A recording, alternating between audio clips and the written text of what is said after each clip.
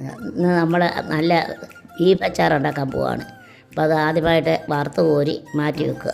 എന്നിട്ട് നമ്മൾ നല്ല അച്ചാർ വെക്കാനായിട്ട് നല്ലെണ്ണ ഒഴിച്ച് അതിൻ്റെ അകത്തോട്ട് കടുകിട്ട് അത് പൊട്ടി കരിയാപ്പല ഇട്ട് എന്നിട്ട് ഇഞ്ചി വെളുത്തുള്ളി എല്ലാം ഇപ്പം നല്ല ഗോൾഡൻ നിറമായിട്ടുണ്ട്. ഇനി ഇതിൻ്റെ അകത്തോട്ട് മുളക് പൊടി, മഞ്ഞൾപ്പൊടി, കായം എല്ലാം കൂടെ, ഉലുവാപ്പൊടി ഇതെല്ലാം കൂടെ ഇടുക. ഇട്ട് അത് നല്ല കളറായി വരുമ്പം, ഗോൾഡൻ കളറാകുമ്പം അതിൻ്റെ അകത്തോട്ട് ഇച്ചിരി വിനാഗിരി ഒഴിച്ച് നന്നായിട്ട് ഇളക്കി കൊടുക്കുക. അത് നല്ല പരുവത്തിനാകുമ്പം ഇപ്പം എല്ലാം ഒന്ന് നന്നായിട്ട് വന്നിട്ടുണ്ട്. ഇപ്പം നമ്മൾ ബീഫ് ഇട്ട് കൊടുക്കുകയാണ്. അത് നന്നായിട്ട് ഇളക്കി നല്ല ഇതാകുമ്പോൾ വിനാഗിരിയുടെ ഒഴിച്ച്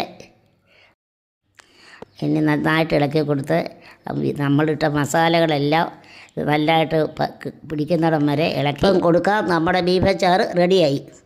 ബായ്.